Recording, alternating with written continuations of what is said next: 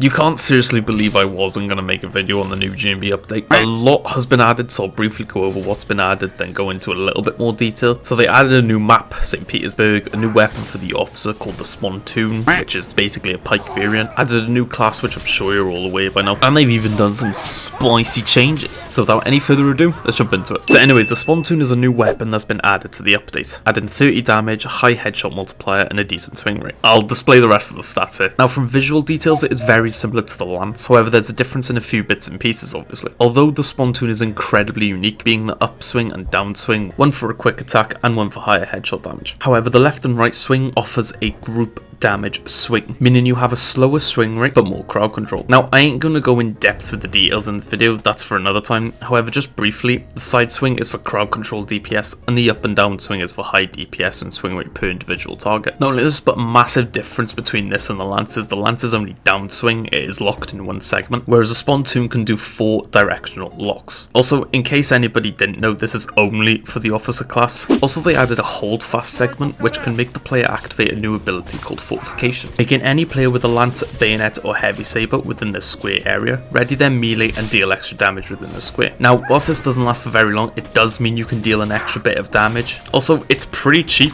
only costing 500 franc. So yeah, there's that also. There's also a new zombie variant called the Cuirassiers. Yeah, that, which is just a zombie variant of the Cuirassier. Although this zombie is incredibly unique, as they don't slash or bite you, instead they full on sonic charge you with their heavy saber. As if a zapper wasn't enough, we now have an armoured Sonic with a sword. But I say this as if they're a challenge. On their own, nah, one shot to the skull, dead. Not got a gun? Well, you're in for a long day of ring around the rosy. They have a slow attack, but some incredibly high health, being 200. They deal a variety of damage depending on their attack. The charge, if wearing armour they'll do 35, if not wearing armour they'll do 35 damage upon impact and an extra 40 damage after removing their sword. However, just to make it clear, the surgeon class can heal the teammate past this state, meaning you haven't got to leave them as bait. The normal swing is just a measly 10 damage, however the thrust is 25. Also, there's some things about the sapper, meaning when you're building a barricade and only a barricade, once this zombie charges into it, it'll slow the zombie down. Now there's some minute other details to cover for this, but I'm not going to fully detail everything in this video. So surprise surprise, with this update comes a new holdout map, St. Petersburg. You and your team have to defend an area for 10 waves, holding off 3 lanes where zombies will try and eat you alive. However, it isn't as bad as it seems, as you have a friendly NPC for 9 waves who will deliver supplies to you after each wave ends. Here you can invest in supplies where you can earn from killing zombies who are grabbing your teammates or tackling them. Now you get money from doing these tasks, and you can use these to purchase items within the shop that comes after every wave. Now this isn't like the Berezina map in any way, however in order to successfully beat the map you must stay alive from wave 1 to 10 and raise the flag at the end of wave 10.